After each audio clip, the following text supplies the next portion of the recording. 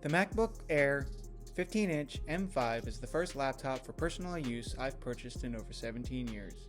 My previous one, the Asus G60VX, the MacBook Air, 16GB of RAM, and 512GB hard drive space, running the M5 processor, housing its 10-core CPU and GPU, should, without a doubt, provide exceptional performance with whatever I throw at it.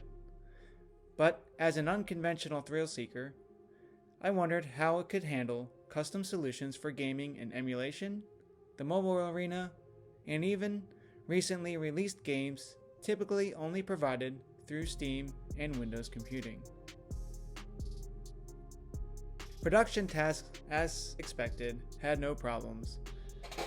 Graphic and video editing tasks were handled without a glitch. The laptop never got above uncomfortable temperatures while in my lap or on the table. The trackpad is fantastic.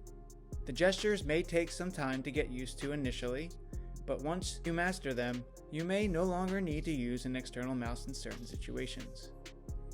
Its large surface allowed for mouse operation throughout the entire screen, even on external monitors with much wider ratios, but does tend to have response issues if your palms are resting on either side of it. The same case for most trackpads. The 15.3-inch liquid retina display is stunning. Its high resolution and peak brightness, even at 500 max nits, allows for any indoor lighting condition and even outdoor use. The only downside is the 60Hz display, which is a sin in most gaming circles, but browsing the web and scrolling through emails hasn't yielded any discomfort. The included webcam, housed in the screen's notch, isn't going to blow you away in quality. As you can see here, any sort of light behind you and images you take look to be washed out. Regardless, the 1080p camera is sufficient for video chats during game nights or FaceTime calls. The Thunderport ports allowed for great versatility. It wasn't crying at any aftermarket USB hubs I threw at it, allowing for immediate external display capability and accessories without any additional software needed. External peripherals worked immediately as well, which includes mouse and keyboards. Once the basic tests were out of the way, it was time for the gaming experience on this MacBook 15 Air. Immediately, you will notice that console-related games are hard to come by for the Mac operating system, at first having to resort to the Apple Arcade. For those looking for the nostalgia, you could always use the Apple Arcade, but I went a little further and started with Doom and Quake 3 Arena, released well before my Asus G60VX. Although these required a little customization to get running, you can see here, however, Quake 3 Arena ran just fine at full frames per second. For games like these, the 60Hz display was smooth sailing.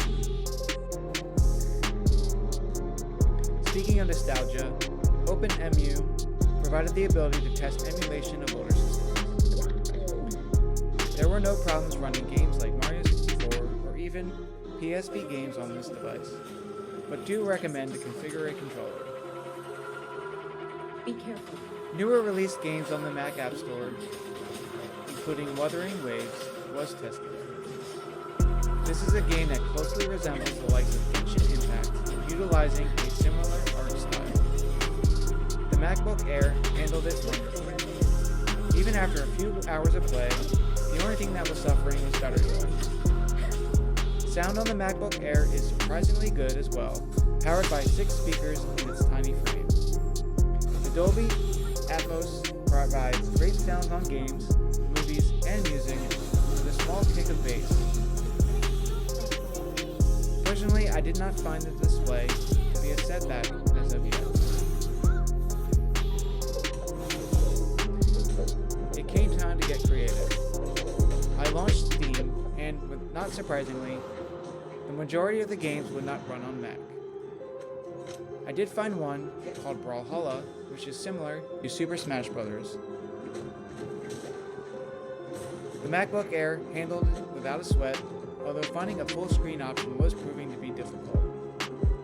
I ended up just running it in window mode, and it worked fine. Because most commercial games will not run natively on Mac, this is where the NVIDIA GeForce Now came in. This game streaming service officially made switching to the MacBook environment a no-brainer. The service provides access to over 2,000 Windows games, some free, most not. With a good, stable internet service, playing games like Marvel Rivals or Battlefront 2 online had few drawbacks: decent frames per second and low lag. There are rare times you will see hangups or frozen action, depending on the current bandwidth of your internet, but it doesn't hinder the overall experience. Because the game isn't running it directly from the Mac, the device stayed relatively cool and battery life usage was as minimal as watching Netflix. That is a huge plus for me. Although this service does have an ad-supported, time-limited plan that is free, you're able to purchase the NVIDIA subscription, which does provide an ad-free experience, no wait times, and unlimited playtime. During this testing, I did use the free option.